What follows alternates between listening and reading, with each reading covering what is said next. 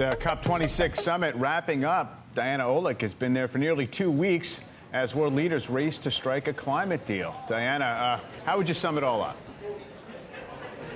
Well, look, we don't have the final agreements yet. They're still hashing out the very precise language, but we did get another draft this morning. It leans into that 1.5 degrees Celsius warming limit as a global goal, but still holding on to the Paris Agreement of 2 degrees. UN Secretary General Antonio Guterres said the original 1.5 goal is on life support. The draft also includes language on fossil fuel reduction, and that is the first ever mention of that in a COP agreement.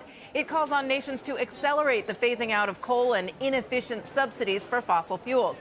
That'll give a boost to the clean energy sector, including companies like AES, which provides clean electricity to data centers, which are, of course, huge carbon offenders.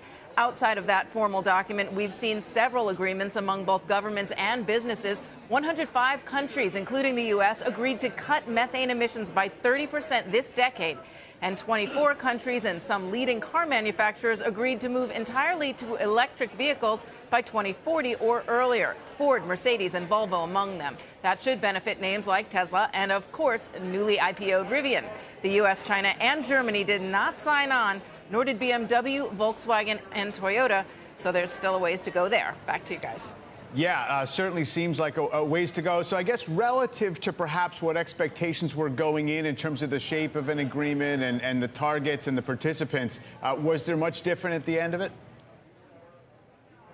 Well, look, we don't know yet because we haven't seen that final agreement, but we did see a lot of agreements that moved forward on methane and electric vehicles and clean energy. And what we also saw was a lot of money at this conference. That is, corporate CEOs, hedge fund managers, all of them talking about ways that they can participate in this, that they can fund the financing to clean energy, to adaptation and resilience.